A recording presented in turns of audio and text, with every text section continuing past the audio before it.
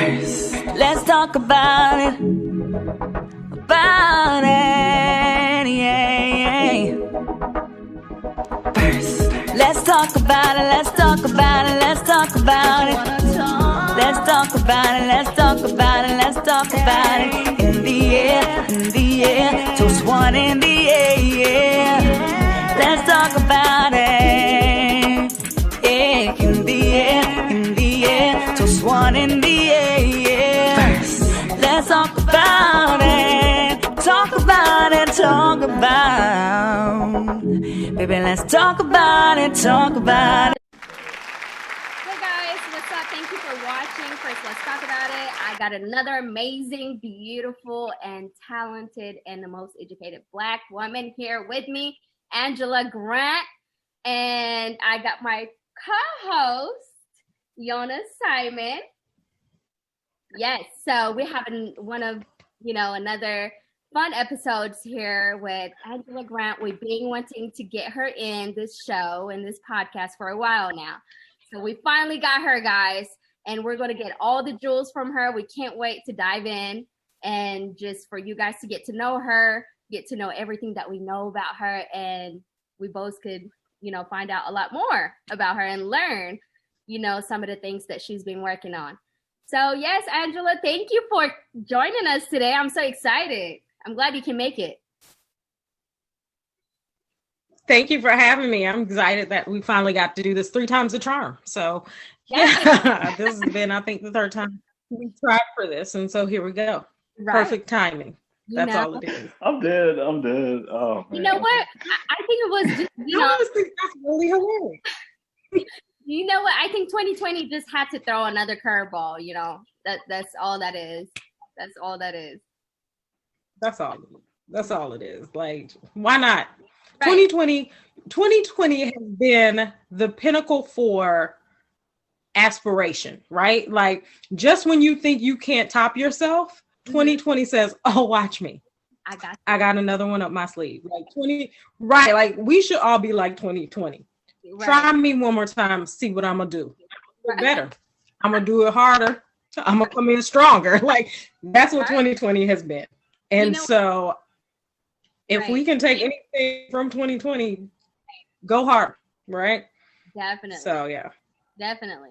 We could either, claim the positive side of that, or, like one of our guests was implying last time, she's such a comedian. She was saying, she was like, some people real 2020, honey.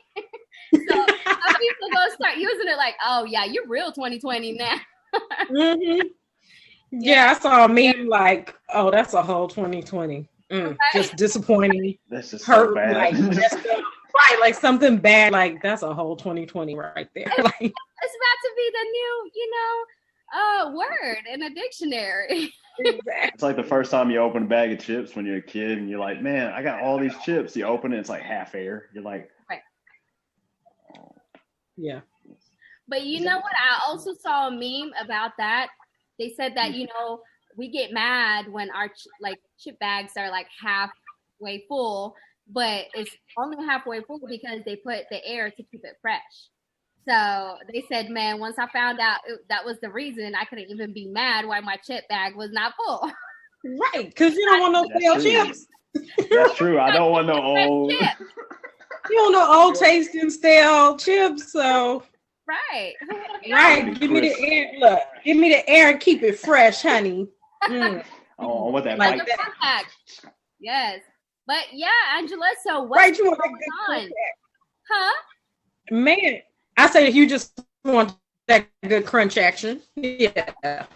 That was that last bag of chips conversation. Right. But yeah. Yeah, what's been going on? Just 2020, it's been interesting. I was saying, right. Yeah, I was saying, I stay with my parents, so I get to see them constantly all the time. So that's a good thing that I at least have people that I'm around.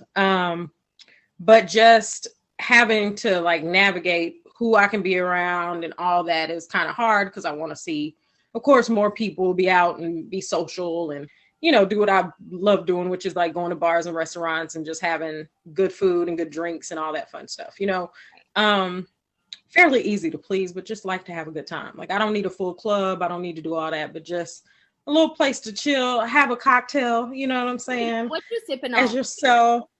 Look, girl, some water. Okay. Just so I can get my water. Look, so I can get my water in. Because they say my skin is looking better, so I've been trying to get my water intake, you know, trying to stay fresh like the chips. Okay. Okay. I see you, Angela. That's gonna be our new thing. That's gonna be our new thing for the show. Be like, stay fresh like some chips. Okay. So, Okay, yes. Yeah, man. but yeah, I'll make my cocktail a little later, but I tried to get my water in it so I can at least have that taken care of and then go turn up. Yeah. Right. Okay. Yeah. But no, like it's been an interesting year. We've lost a lot of really amazing people, starting with Kobe and then, you know, John Lewis and Chadwick Boseman. Like it's been a hard year in losing pinnacle people. Like they may not have been related to you, but they were in your household. Right. You know what I'm saying? Like they were a part of your conversation, your story, the fabric of who we are as people of color, just all of that, you know, being able to see like true kings in each of their own industries, right? So like Kobe, a king on the court, John Lewis, a king in politics and civil rights, and of course Chadwick Boseman being an actual king, but of the screen. So I think that kind of stuff has been hard. And then you have, you know, people like Ruth Bader Ginsburg or Alex Trebek or people, you know, that have literally changed the game. Okay. And so it's been a hard year in dealing with that on top of course, coronavirus and being quarantined and staying home orders and masking and people that don't want to mask. And now they got the vaccine conversation and how safe that is because most vaccines take like 2 to 3 years, and now we've gotten a vaccine in a few months, and it's like, how safe is this? Not sure what to do. Right. And so in the midst of it all, just Angela for herself, even, you know, my background is in psychology and counseling, and so I kind of know ways to take care of myself, right? And I've kind of always been a fairly naturally optimistic type person. I mean, I get down, I'm not always just positive Patty, but for the most part, I'm the one that kind of just wants to make sure everybody is okay. Mm-hmm. And I think I've retreated a lot this year, and I'm happy that there are people that still reached out to me, whether it be funny Instagram post or, you know, Facebook messages or even calling or sending a text or just in that time. And so just knowing people know when to help the people that are helpers, right? Like constant helpers. So because those are people that really need it most, because it's hard for us to ask for help and ask for pretty much anything.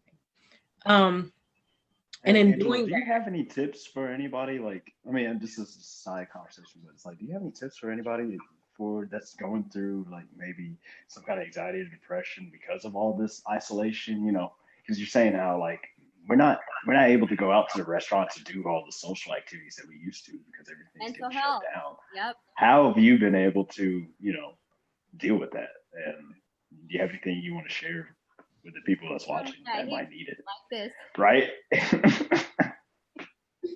Drink your water, everybody. No. But honestly, stay hydrated. Honestly, do stay hydrated. That is a true statement.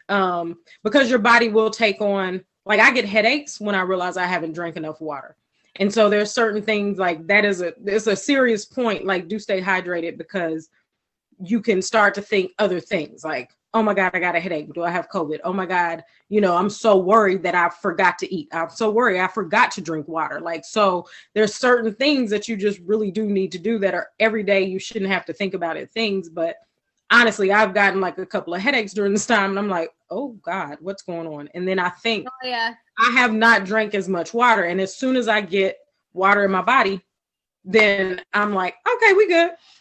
Okay. Because I was going to say, everybody's been paranoid too. You know, anytime they feel a little headache, a little stomach ache, or like, you know, cough, they're like, oh shit. Right. I mean, right. And then you consider, you start to backtrack and go like, well, where did I go? Like, what did I do? You know, who was I around? And everybody has a little red flag over here. Like, I don't know about you, honey. But now getting back to what you said, Yonas, I know I don't want to sound like, oh my God, this is exactly what you need to do in order to keep your mental health intact. But the things that work for me are, of course, talking to friends whenever you can, whether it be FaceTime, a call, like if you have to see them face to face, Zoom calls, things of that nature. I journal a lot. So I do pen and pad, pen and paper. I'm writing any and everything that I'm feeling or going through at the time. What you enjoy to do that is within your means, not necessarily just financially, but within your means. Like, what can you do within your space that makes you feel good? Is it take a shower? Is it take a bath? Is it, create a space in your house that is like your namaste room or corner, your little piece of heaven? What can you do to go there and kind of retreat? And whether you believe in God or any other creative entity, you have that conversation. You meditate and do what you have to do to just be able to deal, because it is hard. And I can't imagine what other people are going through. Even because I don't think everybody's always honest, right? Yeah, and when you ask them how you doing, they're like, I'm fine. But that fine is just like that generic answer you give to somebody, you want to get them off your back, Exactly. Oh, Angela, one of the besides having, your presence and, all of the friendship, aside from that, I could not wait to have you, because on my DMs, a lot of people, when I asked, hey guys, what do you guys want us to talk about? Mental health was number one. That takes the cake. It was like a lot of people, they were like, you should talk about mental health. And then when I saw that, I was like, I know exactly who to bring, y'all. That's sweet. That's very sweet. So yeah, thank you. I appreciate that. And that means a lot to me, because mental health does mean a lot to me. So I'll give you like a little bit of background so I don't bore everybody with my story. So I was, my bachelor's degree is in early childhood education. Right. I taught preschool for a year in Georgia and realized I didn't want to be that close to children at one time. Like, it was 20 to 30 children in my face. And I was like, ooh, they're so cute and they're so sweet, but no, thank you. So I have education that kind of flows through my bones. And so I asked a friend of mine, asked a minister at my church, and he told me to take a spiritual gifts inventory. And when I took it, he said, it looks like I should be a counselor. Mm-hmm. And so I went online to counseling programs, and New York University popped up. And I was like, I would have never thought that I hated school all my life. And never would have thought that I would be going to New York University, because it's a prestigious school of sorts. Because my background is and not to take away from HBCUs. I love my HBCU. I love HBCUs, but Clark Atlanta University, that's where I went for undergrad. And so now I was like, wow, okay, I'll try out NYU. And I got my degree in counseling and guidance. So I was a guidance counselor for 7 years in middle schools in Nashville, Tennessee. And honestly, it was a very rewarding job. No offense to any MNPS people on here, I'm just not a fan of the system of what that is. I don't always think that they focus on children. Right, they don't focus on what children really need. And so I just felt kind of squashed underneath that. And so, but in between that time, around 2006, I had gotten engaged. And honestly, a week after my engagement, my fiance was in a motorcycle accident. Oh. And so, because I had the background in counseling, I thought that I would be okay. Don't ask me why. Okay. Don't ask me why. I thought that I knew what to do. I mean, I just graduated with my degree in counseling. I'll be fine. I had joined a group and we had a book. And so I was reading the book and taking the notes. And I was checking off, I'm okay. I'm okay.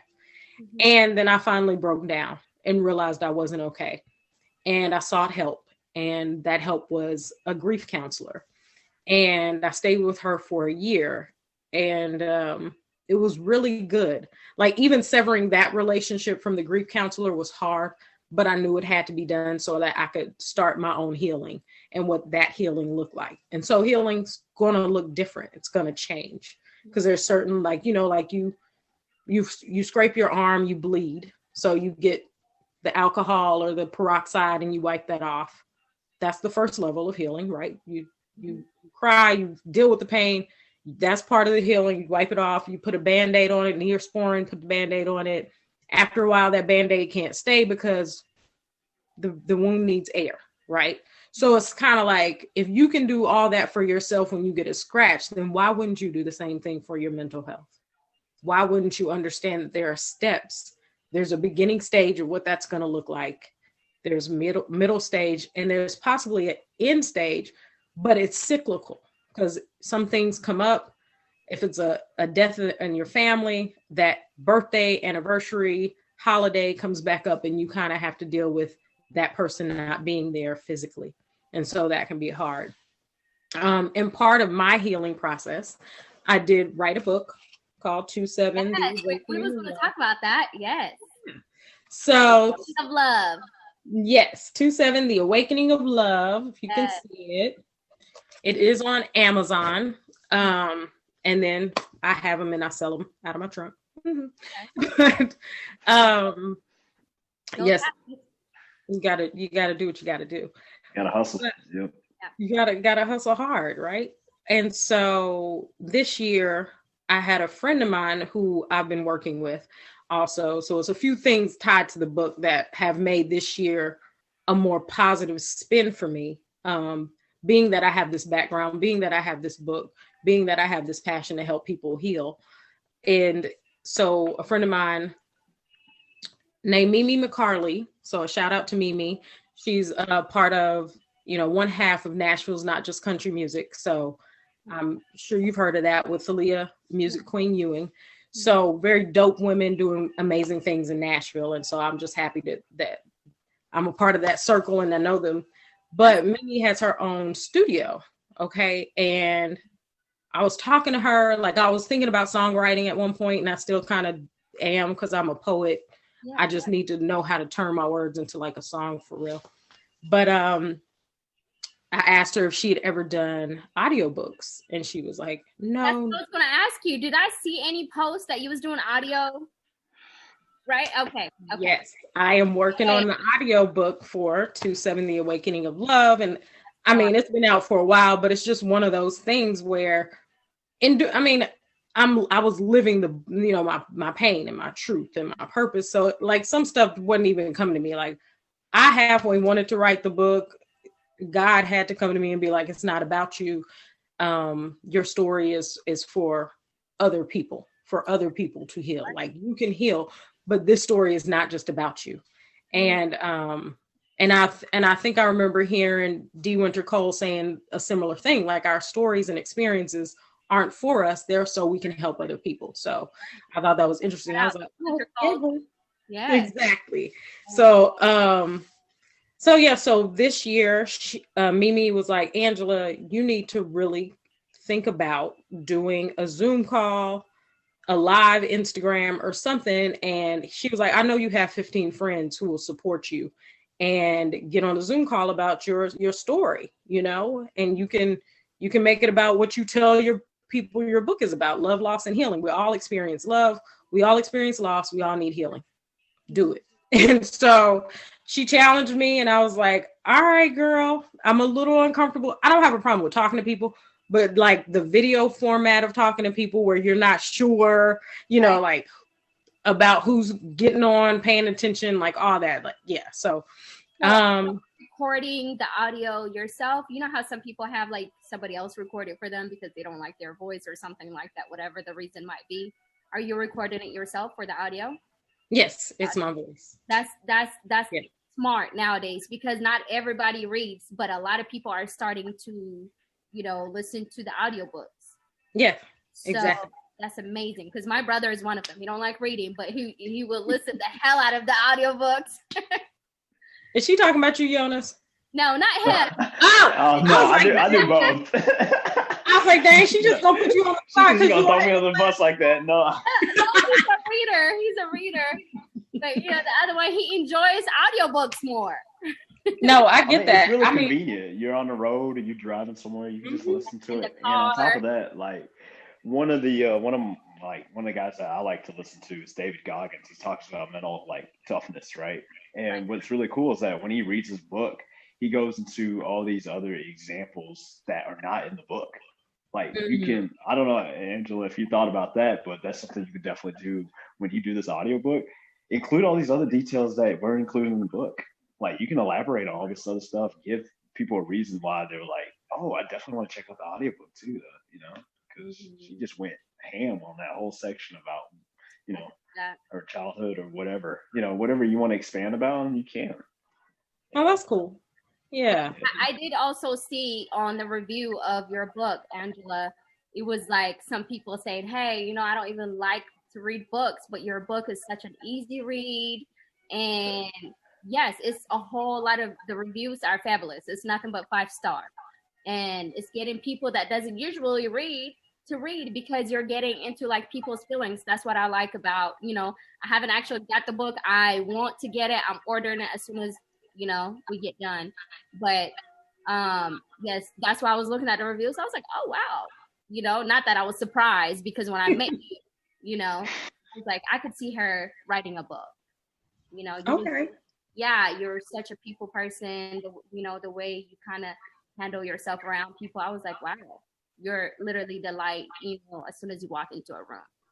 So I'm not paying Rufta people. She's doing this by herself. Thank you. She's. I'm going to use her now to promote me, but no, I'm not paying her right now. for real. Just take that clip and just put it on the front of your website. Right. I was like, okay, let me put this. Look, say it again, Rufta. What was that? But thank you so much. I really do. Thank you. Yeah. But it's such a process. And the book actually includes my story, but also my journal entries, right? So it's almost like you hear a story and then you hear my voice, if that makes sense, right? Like you hear I like my heart, but you also you hear like the story that's going on. So you get to hear like that inner dialogue beyond the actual dialogue that's taking place in the book. So I think from the reviews, like you're saying, or when people have told me how they feel about the book, I think that's what they like about it. That it draws you in. I like books like that. It draws you in all the way in. You're like living that person's life, as you're reading it. You live in whatever they're going through or whatever they're saying. Right. And I'm hoping, like with the book, I was kind of hoping that you feel it so much that you either get your own healing from it or you know what you need to do to begin your healing. Right. And what I mean by that is you tell your own story, because your own story is a part of the healing process. There's no point in keeping that from anybody else or yourself, because you're not bettering the world by keeping that shut in, because somebody has dealt with or gone through what you've gone through, and they need to know that it's okay. The other side is not as scary as it may seem. Like, release yourself from the prison of your story and move forward. So that's a part of that healing and mental health. But also what I was saying, I've started a love, loss, and healing call that's bi-weekly every Saturday since Mother's Day, since like Mother's Day weekend. Okay. And I have a few people that have gotten on the call. It's about an hour long. And what I will do is I will take an excerpt from each chapter of the book. So let's say like last week, I believe it was chapter 15. And the word that I took from that was impatience. So I talk about how my fiance was, we had gone out and hung out that day. We got back to the apartment and he had missed a postal delivery. And the delivery was my ring. And so he was like, man, we missed it, and I was like, oh, well, I don't know. I played it kind of silly and coy, like I didn't know what he was talking about. And he was like, dang, I have to wait to get it on Monday. And I was like, Monday, that's Memorial Day, because it was a Saturday. So we're not going to get it on Sunday. I was like, Monday's a Memorial Day. So it looks like Tuesday. He was like, Tuesday, I can't wait that long. And I was like, you'll be fine.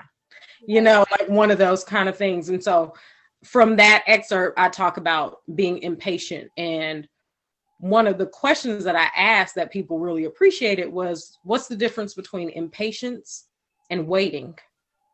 And so I can pose that to each of you. You know, what do you think the difference for you? What do you think the difference between impatience and waiting is? Well, impatient for me is something that I actually used to struggle with before. I used to be really impatient person. And that's only because I am a Virgo by nature. So, you know, we're very impatient, but, you know, I have learned to work on that because not everybody is going to, you know, come through in the time that you need them to.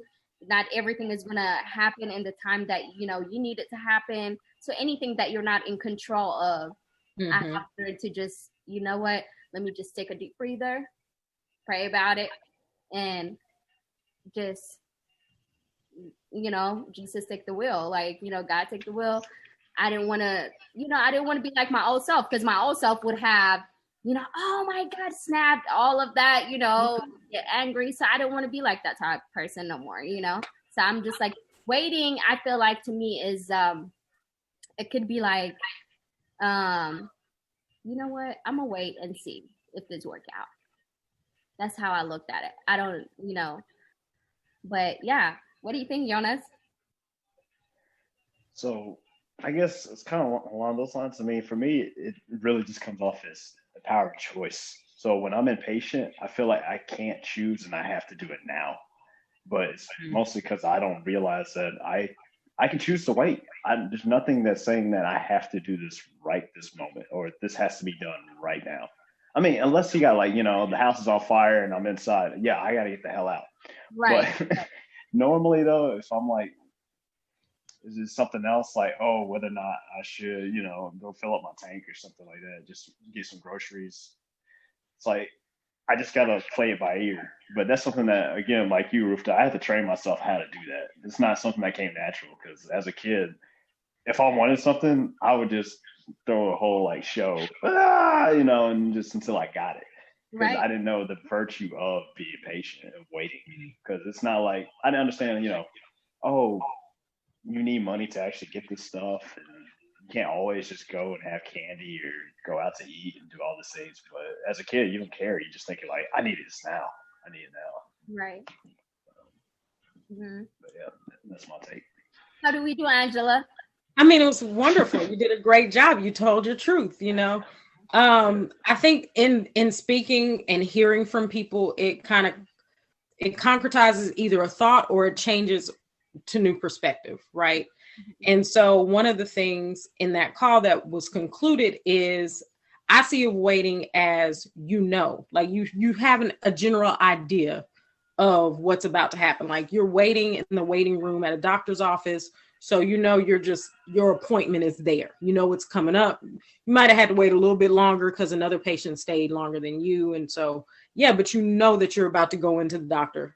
And even if you don't, and then the impatience to me, or having to be patient, is the unknown. So let's say you do go into that doctor's office, but then you have to wait for whatever results are coming back, you know, and that's the impatience, the unknown, because you don't know what's after that. So now you have to go home and sit around. And yes, you're waiting, but there's also the phrase, you know, patiently waiting. So what does that look like, right? So some people were like, well, they're the same thing. Like if you were to look up, you know, a synonym for patience, it would say waiting, and vice versa, I'm sure, you know. And so, but the more I thought about it, I was like, well, waiting is kind of known, and having to be patient is unknown, because you don't know what you're waiting for, like this next big thing. Like you know, we wait for tomorrow because we're just sure that it's going to be Saturday, but we don't know what's going to happen within that 24 hours. So. Right. Yeah. Okay. So speaking of waiting, you know, sometimes waiting could bring you, you know, just that thing that, or, you know, that somebody that you was just not expecting to even meet. So we're about I see where you're going. I see where you're going. I might have been informed that this might happen. So we're gonna go ahead and do our deep diving, and we want to get all up, on I'm like swimming. I'm swimming. We're gonna Angela- scoop those corners. We're gonna go right. Angela's sauce. So yeah, speaking of waiting, good things come to all, to those who wait, right? So yes, so are you dating? Are you what's going on for the listeners that does not know? We know what we know, but for the listeners. I mean, y'all might know a little bit of something, okay? Oh, pat the hair down. Get it ready. I had to fix the little curls. No. Yes, I am dating. I am dating somebody who I'm actually really excited about. It's a very fun and new relationship and something that I've just never done before, right? I've never I'm not really dated outside of my race, like a long-term relationship with somebody. Like I've gone on a date with somebody, but not really tried to delve in and get to know somebody and share in their excitements as well as disappointments and figure out their culture as opposed to mine. Like just any number of things that come up when dating are like doubled or tripled when it's somebody of a different culture, just based on, it's new information and there's new ways of communicating so that you can understand both sides, so it's exciting. I like our story. Like, I love how we met. I love hearing that story. I love how we met. I had just come from dinner, I guess. Game, Angela. Say again?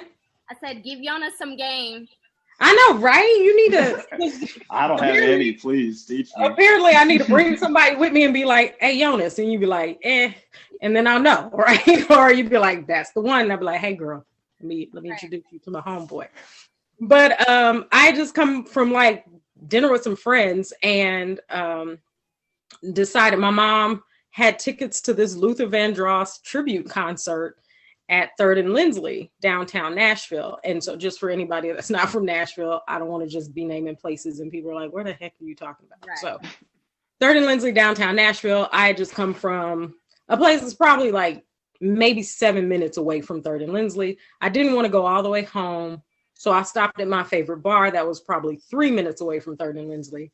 And I was sitting up there. I had a bourbon cocktail, just talking to the bartender, just waiting till about 6:45 before I needed to leave for a 7:00 show. And my mom was like, I have these tickets. I bought them. I just want you to go because I don't want them to go to waste. Ask your girlfriends if they can go with you. I was like, okay, great. It was 5:00 essentially when she puts this on me, right? So I was like, all right, I do have some spontaneous girls that I could probably be like, yo, come out with me on a Thursday night or whatever. So I text, one is like, I'm in Hendersonville, I can't go. Call somebody else, she doesn't answer. All right, so I'm at the bar, chilling, having a good time, which I'm fine. Like I can either entertain other bar patrons or I'll know the bartender and have a conversation. And so I'm sitting there enjoying my cocktail, just waiting patiently. And this guy walks in and he swears, okay? He swears I watched him walk in. So whatever side of the story you've ever heard from him, I didn't. Like where I'm sitting, I see everybody walk in. Like I wasn't eyeballing him, okay? But your own crazy funny story. Okay. Hey, it's okay. You couldn't help yourself. What they were on. They swear they just fine as hell and somebody looking at them. Anyway. I mean, it happens to me all the time. I mean, come on.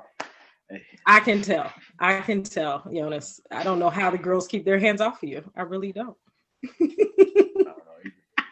Yeah, so you said Go ahead. I'm ready. Yeah, so he sat down like 2 seats away from me. So I was like, all right, cool. And he was in his phone and I was talking to the bartender. And then I was like, whatever, I'll just say hi, whatever. I'll just say hi to the guy, whatever. And so I was like, hey. And he was like, hey, kind of looked at, hey, puppy. And then he is like, I don't know. I'll be honest. I had been drinking prior to getting there. So I vaguely remember part of the conversation. But at some point, I said something like, as long as you're not, a trafficker of organs or sex, do you want to go to this? Favorite story. I was like, oh man, these are so romantic. It is. There are romantic. It was like a whole big thing, right? Like, I mean, trafficking is bad, okay? Right. And there was like this whole news story and like just constant conversation about sex trafficking and drug and organ trafficking. And I was like, yo, as long as we ain't trafficking nothing, do you want to go to this Luther Vandross tribute concert with me? Because my girls flaked on me. And he was hesitant because I was a perfect stranger, okay? Wow. Perfect stranger. Like, I know you don't know me. I know I don't know you, but I want to go and I need somebody to go with me. Good time. And so he was like, so the bartender who I'm cool with, he was like, you gonna let a beautiful woman ask you to go to a concert for free and hesitate? What's wrong with you? And he was like, oh, okay. I guess I will go. Okay, I'll go, girl. I'll go. Right. Leave me alone, crazy woman. So we sit there for a little bit, have another round, and then we head out and we go to this Luther Vandross tribute concert. And the last song was Never Too Much. And he leans over and asks me if I want to dance. And we danced. We were like the only people dancing in Third and Lindsley, right? Never too much, never too much, never too much. Yeah, so that was great. And then I was driving him because I had driven. And I was like, well, since it's my thing, I'll drive you over here. And I drove him back to his car. And before he got out of the car, he was like, can I kiss you? Now, I swear I was like chill and was like, sure. But he says, I was like, yeah. And I was like, there's no way. There's no way I was that excited about it. So, yeah. But so we kissed. And I guess we've been talking ever since. Like, just... That's really cute. And of course, the way he tells the stories, like, yeah, she came and he's like, hey. I was like, oh, that's a boss lady right there. Because nowadays, I really feel like, what do you think? I've been on the game for a long time, but I don't know if nobody's making a move. I feel like the guys are waiting for the girls to make a move. The girls are waiting for the guys to make a move, and right. Most of the time it's online anyway. So it's like, damn, what happened to the good old, like, holla at somebody, Right. Like, and I mean, it wasn't even like I just wanted to be like, ooh, where's he going? I just wanted somebody to go to a concert with me. Right. And he actually said, and I don't know what he was going to, but he was like, well, we'll be done by 10 o'clock because I have something else to go to. And I was like, yeah, sure. I just like, it's just 7 o'clock, like, whatever, you'll be done. And the funny thing is he had just gotten off a date. So he was... Yeah. So he was like, I was in my own world. What made you talk to me? And I was like, I can read energy. Right. I was like, I can read energies. I'm good. Like, I wasn't thinking anything about it. Like, I wasn't flirting with you. I'm just like, yeah, you just came back from your date, but I don't see you with her. Right. Like, it must have not been that perfect. Okay. I mean, if it was good, you would have kept it going. It's way too early. What time is it? It was 7 o'clock. What kind of date? I mean, it wasn't even 7. It was 5. 6 o'clock maybe. Like some casual lunch. You know she wasn't the one. Right. A good date is supposed to go on for a little bit longer. Exactly. You're supposed to be like, dang, well, I have to do this, but you know what? Let's stay a little bit longer. Yeah. Because then when we did have our first official date, if that wasn't, to me, that was one of the best date nights that was so impromptu because we went to a bar, went to a concert, and you know what I'm saying? Like, it was great. It was easy, and so I'm just thinking, guess it wasn't that fun, like if all you do is meet at a bar after work or whatever. Like you pull the Bachelorette, on the show, The Bachelorette, it's like whoever got the best move better win, honey. Right. You better Competition. show up or go home. But yeah, so and it's funny because I think about, so that was almost a year. Well, it was a year ago.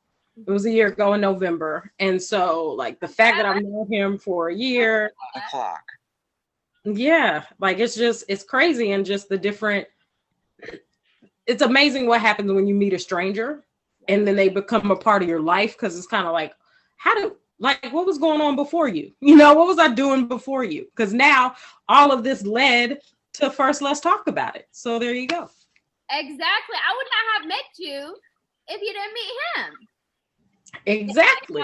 Maybe I would have. Maybe I feel like our circles would have kind of met. Because the funny thing is, so I did this thing years ago called 48 Hour Film Festival. Mm-hmm. And with Thomas Staples. So he's a friend of mine. He's actually helping me with another thing I'm working on with my book. But funny enough, I asked Tyler, that's my boyfriend's name, as you all know, however, the rest of the world. And I was like, Tyler, hey, watch this 48 hours. Beat mentality. Yeah, shout out to Beat Mentality. He might have known I was gonna talk about him. I don't know. But yeah, so I was like, hey, watch this 48 Hour Film Festival movie I did. And at the end of it, whose name pops up as one of the people that helped with the score? Roy Kelly. So, yes, he was like, wait, Foundation was in this? Yeah, and I was like, about that. I think he was telling me about that. He was like, babe, did you know? Like, I actually just found out. I was like, wow. Is that not crazy? That is like almost like full circle. It is. That's why I'm like, I don't know. It was either meant to be, or we would have found each other some kind of way, Rufta. It definitely is. Yeah. Shout out to Foundation Mecca, by the way. He got his own podcast, MC to MC. Go ahead, check it out, guys.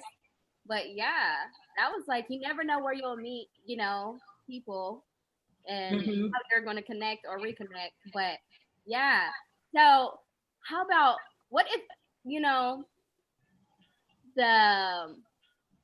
what if the story was reversed and he had the ticket and he asked you, it's like, yo, you know, my friends, my homies just basically bailed on me. You want to go?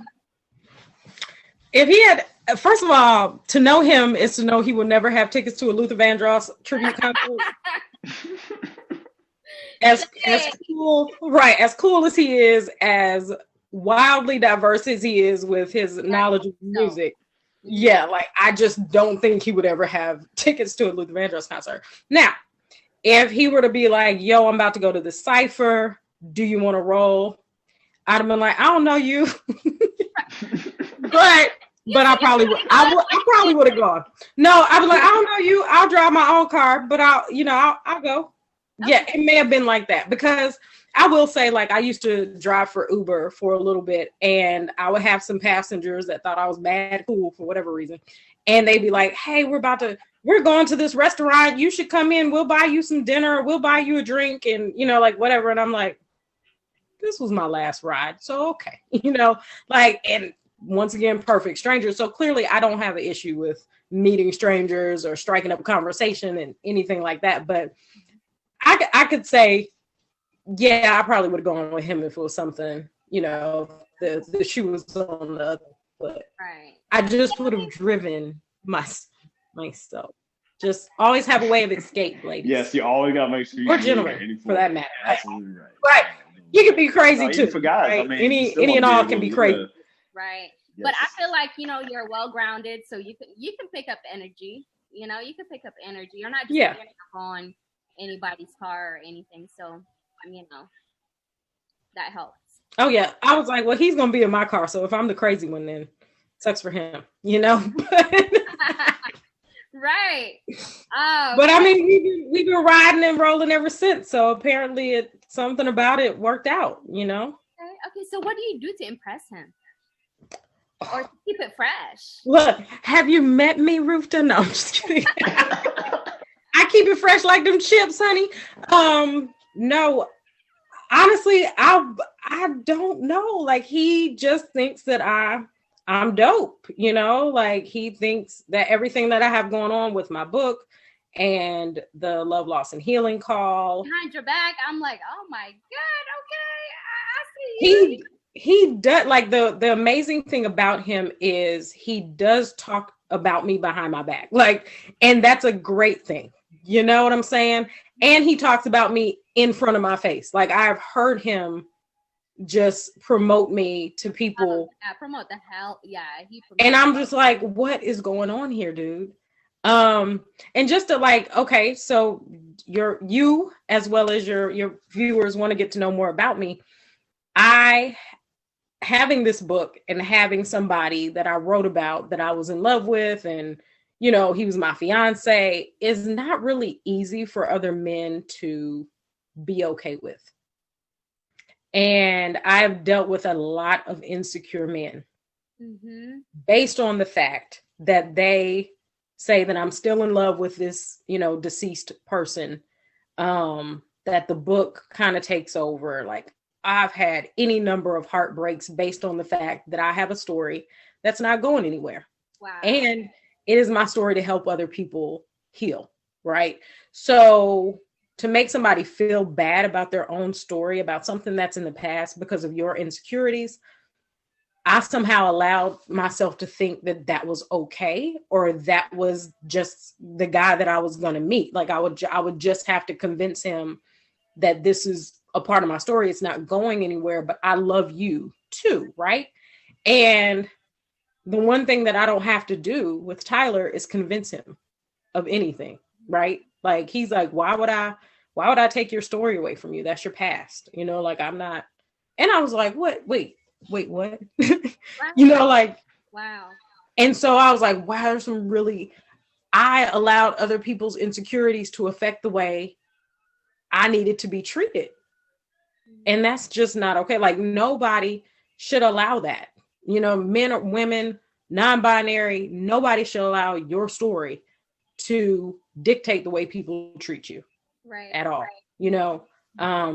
As long as you're truthful and honest and about healing from what that is that happened, and you don't hold on to it and stay, keep fast to it and keep it as like a blanket for you to use or throw in other people's face. It's just who you are, and he's been the one guy that I've met that has kind of just been like, why would I do that? Like, this is your story, it's your past. Like, I wouldn't make you feel bad about that. That's crazy. What? Yeah, you know what? You're right. It is crazy. Yeah. So, it's self-confidence. I mean, I know he says that I'm a dope person and all that. I don't know what exactly he sees, but what I see in him is that he is highly confident and very secure in who he is as a man and as just a good human being, period. So that's where I connected with him. Okay.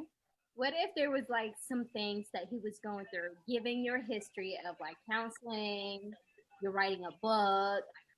Do you think it would be just as easy as like you helping anyone else to help him, to help your partner? Because, sometimes when it comes to your own, how they say doctors make the worst patients. Mm-hmm. So, yeah. So when it comes to like people around you, or like just most definitely your partner, you spent, a lot of time with them. If he was dealing with, with stuff, do you think it would be as easy as you helping, just random people that might come to see you, or, things like that? Not at all. Okay. He would be the most difficult person I've ever had to deal with. That's what I thought. And I say that in the most knowingly way, because most people don't want, if they're dating somebody as a therapist or a counselor, they don't want to be counseled. They don't want that to be in their face constantly, right. Psychoanalyzing them and their behaviors. And so I do shut that off. I don't stop caring. I don't stop nurturing. I don't stop giving, but I shut off the judgment or the counsel or the psychoanalytical part of it, and just try to be there. I'm going to listen to you, period. Like, what I'm good at is listening, right? I'm going to listen to you, but you have to open your mouth, and I want to try to pull it out of you. I'll let you know that I'm here for you. But if you're not ready to talk about it, you're not ready to talk about it. And so we've had conversations about, how he's feeling about something or something that's going on with him. And I've stepped back, and he's been able to come to me and express himself when he was ready. And other times when I pushed, it was the wrong time. So just kind of having that balance and act, knowing, like, being there, but not being too in their face, about it. Just, I'm Right. here for you. So whenever you're ready. Okay. Yeah. Wow. I think letting Support, people but not know trying to fix it. that you're there. So, What was you? exactly. You can support me, but don't try to fix it. Right. Okay. Well, the other thing you didn't answer is, how do you keep it fresh? Now, I know I asked you how do you impress him, but how do you guys keep it fresh? For the people that's just now getting into the dating world or like the relationship, what do you do for him? Do you I just gotta say, I dance? mean, Do you it's do a little, y'all have still been together for a year. dance? I mean, What do you do? So, to have that much energy that y'all have within a year. what? I'm sorry. Yeah, it's something going on in the bedroom, honey, because it's fireworks. When you see them together, it's like you guys have been knowing each other for years, or That's yes, or like y'all just kind of complete each other. So it is obligations. Give us a tip. It is so much fun. Like I enjoy the relationship like that. We had like a serious conversation the other day, and he was like, "What is it about me?" And I was like, "I don't know, you're different, And then I was like, "You know what?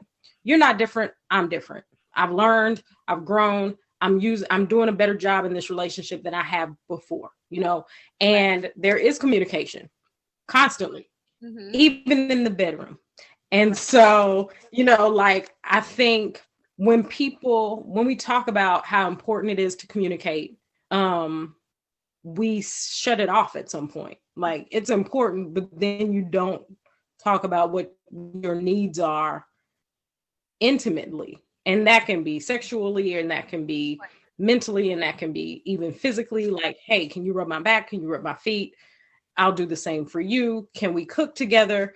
Can we, do things that are just for us and about us, and just constantly being there. I told him dating a Black girl that I changed my hair up. So to be like dating a new person all the time. So, that's true. So there's that. Right. So I was like, he don't even know who he dating, honey. That's why, because he got a different one every couple of. Who do you want? Right. Michelle Obama. Exactly. Angela. I mean, I could turn to everyone. Right. Like, which one do you want? Yes, I'm every woman. It's all in me, honey. Okay.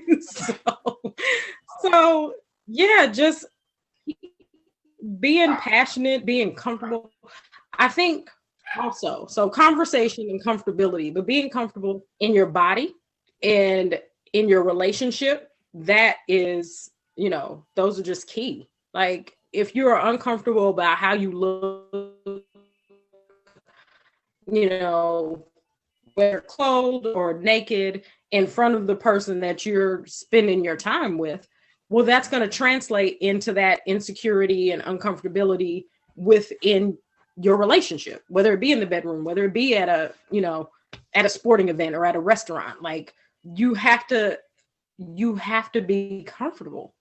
And I'm so appreciative that I've had him to be a part of it. Just crazy enough, like we met in November and we made it official in January, and then the world shut down in March, and somehow we've made it work. Like I had been able to see him and spend time with him because he was out of a job. He worked in the service industry, so he was out of job for a few months, and that was hard. And I knew he was sad and upset about that, and it was hard to see him go through that. But I just tried to be a constant support and constant just rock for him to be comfortable with going to. And I think he appreciated that. And so even for somebody to be with you at your lowest moment, as well as your happy moments, I think that's also intimacy. That's also being naked and being full and being true and just having a good time. Like we enjoy good food and good drinks, and every now and again I can get him to dance in the kitchen while we're cooking, or like we'll turn on some trap music and, you know, dance it out, or whatever. I'll back that thing up. And, you know what I mean? Like, who doesn't like a good back that thing up? You know what I'm saying? Like, who doesn't like to just have. Sometimes you just gotta turn up. That's what you gotta do. You just gotta let it all go. Leave it on the dance floor and then just walk. Sometimes you gotta turn up. Like, sometimes you don't need a full dance floor. You just need your kitchen. You know what I'm saying? And some good music. Hey, just enough for a two-step. That's it. Hey, that's it. Okay. Right. A good walk it out. Right. A good shoulder twerk. You know what I'm saying? Like, whatever you gotta do. Yeah. So it's just a fun relationship. I tell him every now and again that he's my favorite, and he'll tell me back. So it's just, and he knows when he's not my favorite. So it's about just keeping those lines of communication open. Right. That's really sweet. So I gotta say, another thing that y'all do too that I don't know you didn't really point out is the fact that both of y'all are very social and active people doing your own thing. Like, Tyler's got his music and you got your books. It's the fact that, like, just from what I've seen of you guys, y'all not codependent. Y'all not looking at the other person for your sense of identity. You know what I'm saying? You're not looking and grabbing onto them, never holding on, you know, never letting go. It's like, Tyler, I'm nothing without you, you know, none of that sappy stuff. You're like, yeah, I got my books, I'm gonna do this, but when I come home, we're gonna spend some time. Like, we're gonna chill. We're gonna twerk it in the kitchen, whatever, you know, make some tacos. Something like that. So that's cool. No, yeah, that's very true, Yonas. Thanks for pointing that out. I did stick on the fact that when we're together, we are, you know, moving by myself, but I'm a force when we're together, right? Mm-hmm. Good old shout out to Fabulous on that one. But yeah, like we do have our own thing. We are both very independent people. And that does make for an interesting relationship, right? Because we have our own pockets of friendships, and even though he's able to get along with my group, I'm able to get along with his group, we can still be separate and great. And then when we come together, it just, you know, is even better. So that does make a difference, like having your own and being able to say, hey, I got this going on, that going on, blah, blah, blah. And then, hey, I got this, that, and the other. And then finding a way to support each other, you know, like, because I think that's the biggest thing. Like, if why are we together if we're not going to support each other, right? So the fact that he speaks me up, you know, in conversations, whether I'm around or not, you know, I've had him, like, friends of mine are like, hey, I need a bartender. Okay, you know, I'm getting him gigs. You know, so it's like, yeah, we work together. He's a dope bartender, guys. Trying to be there for his music shows. Yeah, shout out. Exactly. And he's the best bartender. No, he's amazing. Amazing. Yes. So he's a chemist at best. Mm-hmm. So he's a very humble person. He's not one that will, like, really boast about what he has going on, but he's pretty dope. Like, he's got a lot going for him. Like, his drumming is amazing. His drinks are amazing. He's a good cook. Like, oh my God. Like, so I know it's like the way to a man's heart, but honestly, the way to my heart and soul is if that man can cook for me. You know what I'm saying? Yeah. Yes. Cook for me. Yes. So he is, and like I said, he's a good person. He's got a good family, and I don't know. It's just good. It's just good. So we'll see what happens. No, I mean, I hope you guys, you know, grow strong. I have no doubt about that you guys will. So, you know, just make sure y'all invite us to the wedding. Anywho, you know, I was trying to put that there. Look, just make sure you invite us to the wedding.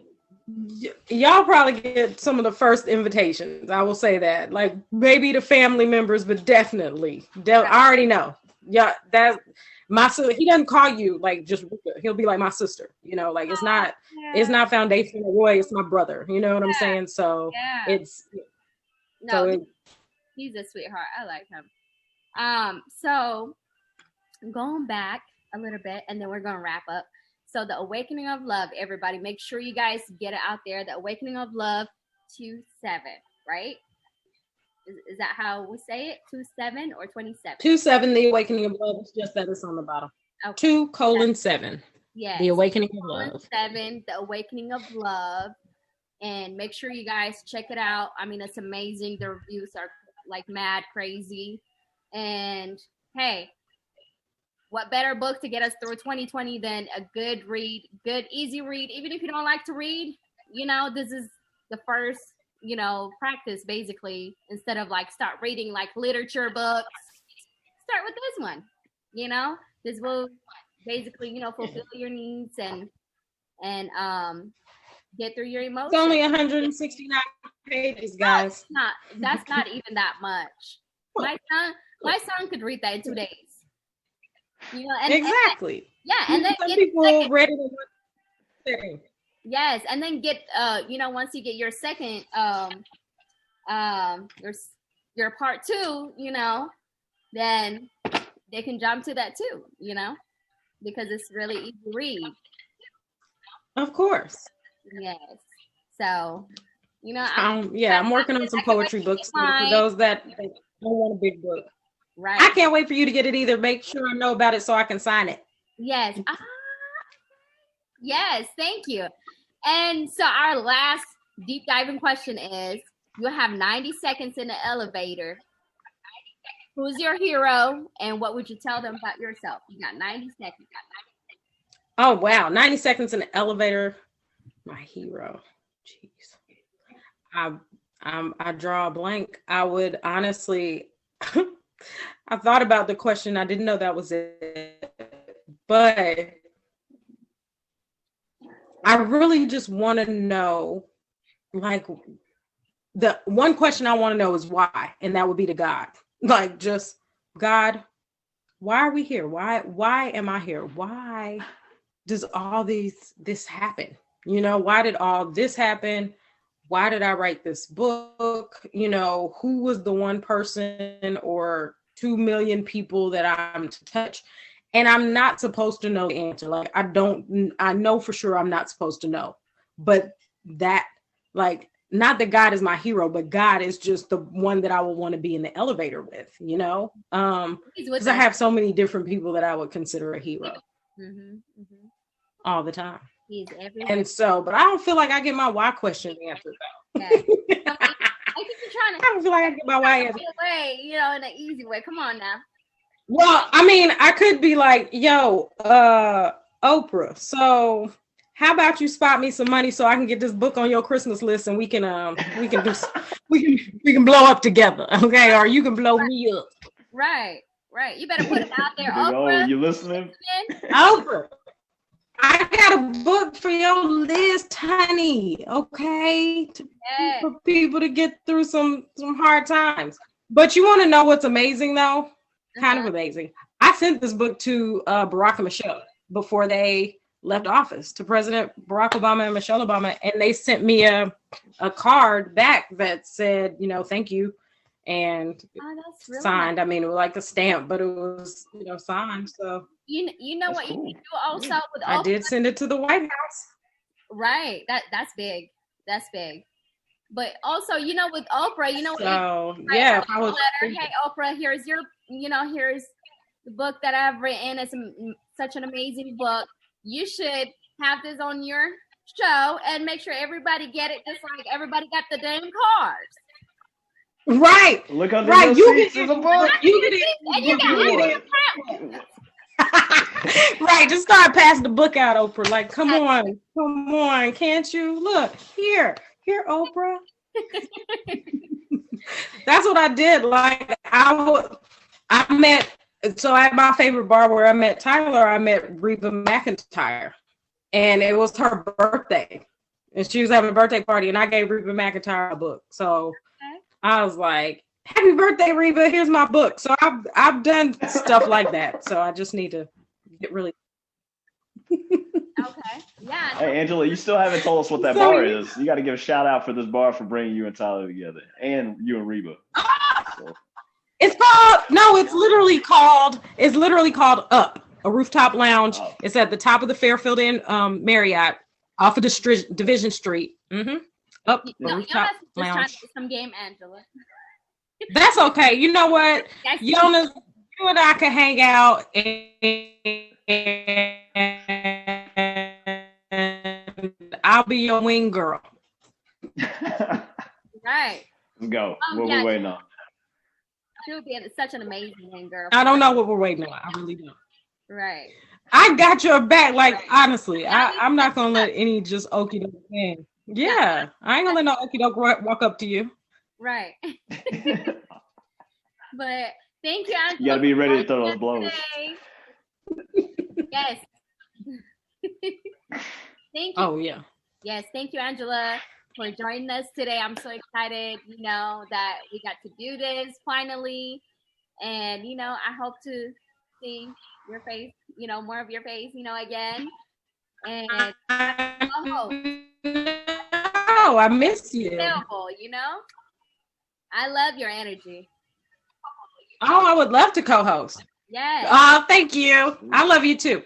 And your energy. And this was fun. I appreciate it. Yeah, I would love to do it again.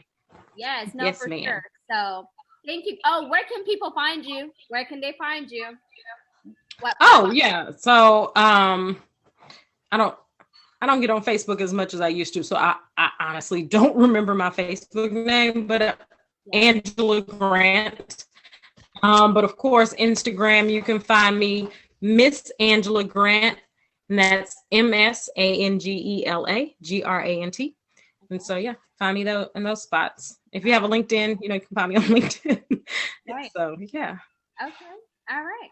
Well, thank you guys for watching. First, let's talk about it. We're so happy to hang out with you guys, and I hope you all enjoyed the show. We had such an amazing guest today, and we're just so lucky to have her for free because, guys, people pay for this, okay? So you guys just got, a couple of tips, for free 99. So put it to use, and we're going to have her more. So, any of questions you may have about mental health, counseling, about grief, how to move on from very trying times. She's the perfect person to reach out to. Make sure you grab her book. It's in Amazon, and just reach out to her. Thank you for watching, guys. First, let's talk about it. Bye, guys. Yeah. Subscribe, like, comment. Yes. Subscribe, like, comment, guys. Share. Get the word out there.